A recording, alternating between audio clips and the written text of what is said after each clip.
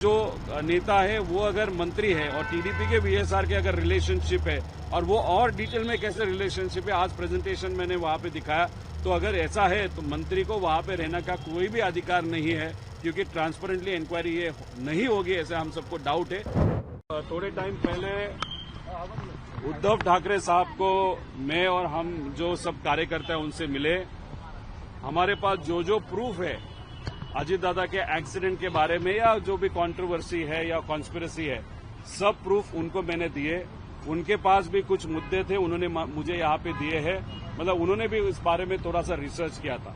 उनको हमने विनती की है कि आपके पास 9 खासदार है और राज्यसभा के भी 2-3 खासदार वहां पे है, तो आने वाले पार्लियामेंट सेशन में राहुल गांधी जी को तो हम मिलने वाले, इंडिया आघाड़ी के जो बड़े नेता है उनको तो मिलेंगे। तो उद्धव ठाकरे साहब को भी उसी सिलसिले में हम मिले थे, उनको रिक्वेस्ट की कि यहाँ पे महाराष्ट्र में एफआईआर नहीं हो रहा, उसके बारे में भी आप थोड़ा सा आपके पक्ष से आवाज उठाइएगा। राउत साहब वहां पे आवाज उठा रहे, उसी के साथ ये जो इंक्वायरी चल रही है वीएसआर का, कोई न कोई तो भी वीएसआर को बचा रहा है, डीजीसीए का अधिकारियों को बचा रहा है और सीबीआई के माध्यम से भी अभी तक इंक्वायरी वहां पे शुरू नहीं हुई।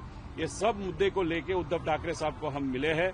उन्होंने भी कहा कि बाकी बड़े नेता जो है, जो पार्लियामेंट सेशन में आपका ये विषय जो महाराष्ट्र के लिए बहुत महत्वपूर्ण है, कि सुशांत सिंह के बारे में 2 दिन में इंक्वायरी सीबीआई चालू करती है, लेकिन अजीत दादा का विषय सीबीआई के पास जाने के 18 दिन बाद भी ये विषय अभी तक सीबीआई ने वहां पे नहीं दिया। तो कहाँ न कहाँ तो भी कुछ न कुछ तो गड़बड़ है। ऐसी भूमिका उनकी भी है, लोगों की भी है। इसलिए ये 9 तारीख को जो पार्लियामेंट है उसमें जो इंडिया आघाड़ी के सब नेता है उनसे भी हम वहां पे मिलेंगे। एकनाथ शिंदे जी को भी, क्योंकि वो सत्ता में है और उन्होंने भी एक भूमिका वीएसआर के खिलाफ वहां पे ली थी, वो भी मुद्दा उनसे कल या परसों उनको मिलकर हम लेंगे।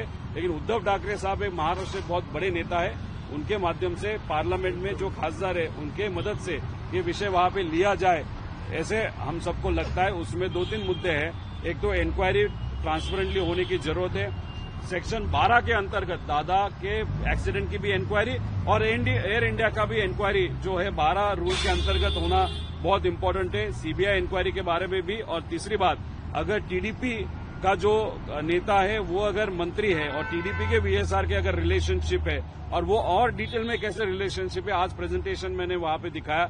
तो अगर ऐसा है तो मंत्री को वहां पे रहने का कोई भी अधिकार नहीं है, क्योंकि ट्रांसपेरेंटली इंक्वायरी ये नहीं होगी, ऐसे हम सबको डाउट है। ये भी विषय हमने उद्धव ठाकरे साहब के सामने आज यहाँ पे इस बैठक में जो 45 मिनट तक बैठक चली उसमें वहां पे हमने लिया है। राष्ट्रवादी के नेता के रिलेशन सामने आ रहे हैं नहीं, इनके साथ मतलब उद्धव ठाकरे साहब के साथ जो चर्चा हुई सिर्फ और सिर्फ इस इंक्वायरी के बारे में चर्चा हुई थी, बाकी कोई भी राजकीय पॉलिटिकल मुद्दा वहां पे हमने नहीं लिया।